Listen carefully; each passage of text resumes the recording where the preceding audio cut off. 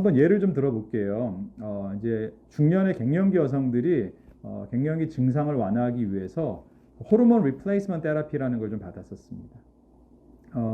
근데 이제 실제로 이 호르몬 리플레이스먼트 테라피를 받았던 여성과 그렇지 않은 여성들을 비교했을 때 이거를 받았던 여성들이 건강이 훨씬 더 좋았어요. 그래서 이게 효과가 있다 이런 연구가 많았었는데요. 사실 이거는 정확한 인과관계를 분석한 연구는 아니었던 거죠. 그래서 후속으로 정확하게 무작위 배정, randomized control trial을 통해서 무작위로 호르몬 리플레이스먼트 테라피를 받는 그룹과 그렇지 않은 그룹을 비교해봤더니 별 효과가 없었던 거예요. 왜 그랬을까요? 호르몬 리플레이스먼트 테라피를 선택했던 여성들은 훨씬 더 교육 수준이 높고 소득 수준이 높고 건강을 훨씬 더 많이 챙기는 분들이 이 호르몬 리플레이스먼트 테라피를 신청했던 거죠. 그렇기 때문에 건강이 다 그렇지 않았던 사람보다 좋았던 거지, 이 호르몬 리플레이스먼트 테라피 때문에 건강이 좋아졌던 건 아니었던 거죠. 또 다른 예로 정부에서 예를 들어서 실업자들 직업 교육을 해서 얼마나 취업이 되는지 이런 프로그램들을 많이 운영을 하는데요. 이거 대부분 평가해보면 결과가 별로 좋게 나오진 않아요. 왜 그럴까요? 이런 직업 교육 훈련에 참여하는 사람들은 직장을 구하기 어려운 사람들이 보통 많이 들어오시잖아요. 그러니까 여기에 참여하지 않는 사람들보다 여러 가지로 취업 능력이라든지 학력이라든지 이런 것들이 좀 많이 떨어질 수가 있어요. 그렇기 때문에 이런 직업 훈련에 참여한 사람과 그렇지 않은 사람들을 비교하면 당연히 결과가 안 좋게 나올 수밖에 없는 거예요. 그런데 직업 훈련에 효과가 없어서 그런 건가? 이렇게 생각하면은 인과관계를 정확하게 파악 못한 거죠. 그래서 이것도 마찬가지로 이런 직업 훈련을 무작위로 배정했을 때는 상당히 긍정적인 효과가 나타나는 경우도 많았습니다. 이렇게 사회과학, 정책, 프로그램을 엄밀하게 평가하는 이 실험적 방법론, randomized control trial을 적극적으로 도입해서 저소득 국가의 빈곤 퇴치에 크게 기여했던 발전 경제학자들, development economist 3명이 2019년도 노벨 경제학상을 받습니다. 그래서 경제학에서는 이렇게 randomized control trial, RCT를 기반으로 정확하게 정책과 프로그램을 평가하는 것이 중요하다는 것을 모두가 이제 인정하게 되었고요. 경제학뿐만 아니라 이제는 많은 사회과학 분야에서 이 실험적 평가 방법론들을 적극적으로 받아들이고 있습니다. RCT가 엄밀한 인과관계를 입증하는 가장 좋은 방법이고 가장 이상적인 방법이라는 데는 이견이 없지만 이게 또 완벽한 평가 방법론은 아닙니다. 여러 가지 문제가 많아요. 예를 들어서 저희가 아프리카 말라위에서 어떤 에이즈 예방 프로그램을 무작위 배정으로 RCT 연구로 진행을 해서 이게 정말 효과가 있었다라는 결과를 도출했어요. 그런데 그 결과가 아프리카의 다른 나라, 우간다, 케냐에서도 동일하게 나올까요?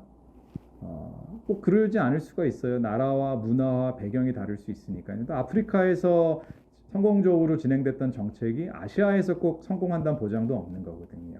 이거를 저희가 외적 정합성의 문제라고 하는데, 이 RCT는 연구 자체가 엄밀한 인과관계를 도출하는 내적 정합성은 뛰어나지만 꼭 그게 다른 데서도 똑같은 결과를 도출할 것인가, 외적 정합성을 보장하는 건 아닙니다. 또 하나는 저희가 어떤 연구를 할 때 너 직업교육에 참여할래? 무작위 배정을 할 수는 있는데 강제할 수는 없는 거잖아요. 그래서 사람들이 100% 꼭 참여하는 건 아닙니다.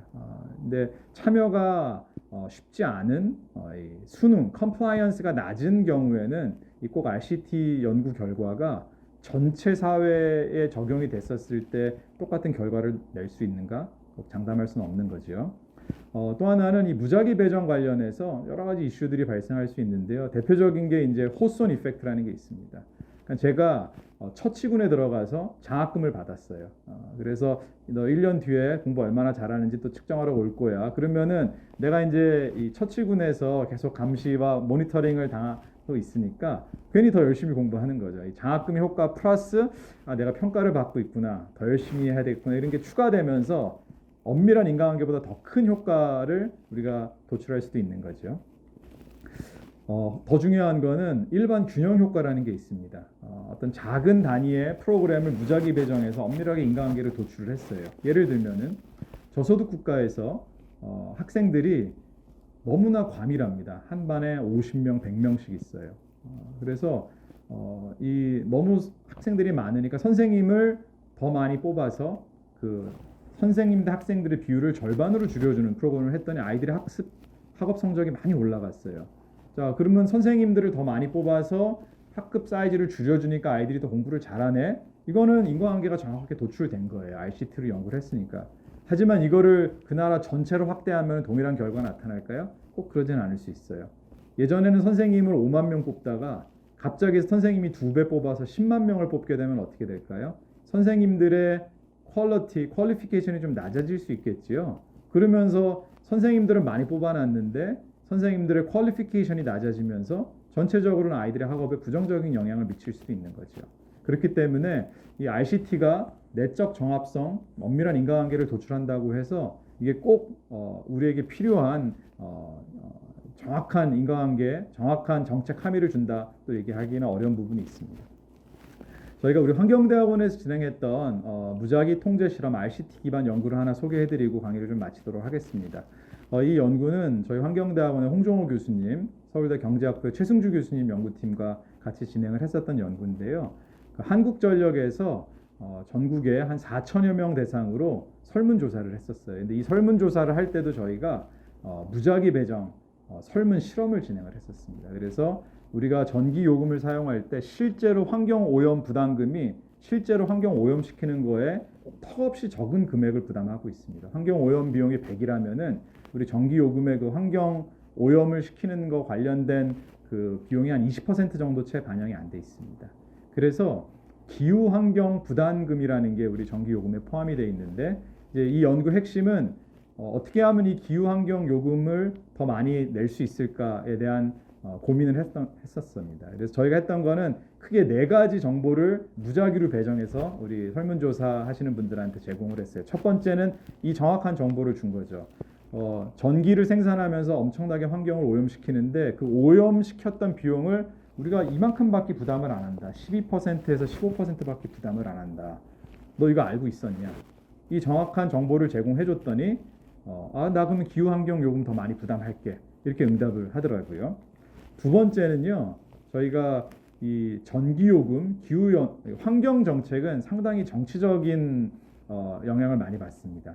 이거는 너무 진보 정권의 아젠다 아니야? 이건 보수 정권에서는 반대해야 되는 거 아니야? 이렇게 좀 이렇게 오해하실 수 있는 부분들이 있어서 우리가 이 정보를 줬죠. 이 기후환경 요금 부담 이런 정책은 우리나라 보수 정권 아니면 진보 정권과 상관없이 동일하게 추진됐던 정책이다. 이거는 어떤 정당에 의한 아젠다가 아니라 어느 정권 막론하고 꾸준하게 추진됐던 정책이다. 이런 정보를 좀 제공했었고요. 세 번째는 근데 이거 우리만 하면 뭐해? 어차피 이산화탄소 배출 많이 하는 큰 국가들이 안 하면은 소용없는 거 아니야? 이렇게 회의론에 또 빠질 수 있겠죠. 그래서 저희가 제공했던 정보는 사실 우리가 그 프레온 가스 많이 써서 오존층이 다 막 파괴되고 그랬었는데 몬트리올 협정을 체결하고서는 그 프레온 가스 사용을 금지했었습니다. 전 세계가 다 같이 협력했더니 20년 만에 오존층이 많이 회복이 되더라. 이거 열심히 하면 우리 이 문제 해결할 수 있다. 라는 또 국제 협력의 사례를 좀 보여줬었고요. 네 번째는 이 행동경제학에서 많이 쓰는 또 정보 제공 방식인데요. 다른 사람들과 비교하는 거예요. 우리 대한민국이 1인당 이산화탄소 배출량은 전 세계 6위입니다. 엄청나게 온실가스 배출을 많이 하고 있는데 이거를 줄이려는 노력은 전 세계 국가들과 비교했을 때 우리는 한 50등 정도, 아주 순위가 낮아요. 그래서 우리 잘 못하고 있다 다른 나라에 비해서 이런 정보를 제공했어요. 그래서 이렇게 무작위로 배정한 다음에 어떤 정보를 받았을 때 기후환경 요금을 더 많이 낼까를 저희가 한번 무작위 설문 실험을 진행한 적이 있었습니다. 결과는 앞에서 첫 번째 얘기했었던 요 외부 비용을 정확하게 얘기해 줬을 때 전기요금이 전기 생산할 때 환경 오염 비용이 엄청 커. 그거 너가 제대로 부담하고 있지 않아. 라는 정보를 정확하게 줬을 때 이 설문자들이 나 그러면 기후환경 요금을 16% 이상 더 낼게 라는 응답을 저희가 얻을 수 있었죠. 그래서 이 설문조사를 단순히 조사한 게 아니라 이 randomized control trial 무작위 배정을 통해서 설문 실험을 통해서 정확한 정보를 제공하고 어떤 정보가 가장 효과적인지의 인과관계를 식별했던 연구입니다. 그래서 이 연구에 참여했던 우리 학생들이 박사과정 학생 2명, 석사과정 학생 1명이 참여했었는데 박사과정 학생 한 명은 이 연구로 학위 논문 잘 써서 환경대학원에서 박사학위를 잘 받았고요. 또 다른 학생은 국토연구원의 부연구위원으로 박사급 연구위원으로 가시게 됐고, 석사과정 학생은 이 연구 열심히 해서 University of North Carolina의 박사과정으로 또 유학하게 됐었습니다. 오늘 제가 짧은 시간 동안에 이 정책 평가에서 이 randomized control trial 무작위 통제 실험 방식이 얼마나 중요한지에 대해서 좀 얘기를 했고요. 우리 환경대학원에서 수행됐던 우리 한국전력 서베 엑스페리먼트 사례도 좀 나눠봤습니다. 그래서 우리 환경대학원에 관심이 있고 또 환경대학원에서 공부하는 학생들이 다양한 정책들을 이제 평가하는 연구를 하시게 될 텐데요. 이렇게 무작위 배정, randomized control trial이 어떻게 하면 적용할 수 있을까? 어떻게 하면 엄밀한 인과관계를 입증할 수 있을까를 고민하는 게 아주 중요하다고 생각합니다. 감사합니다.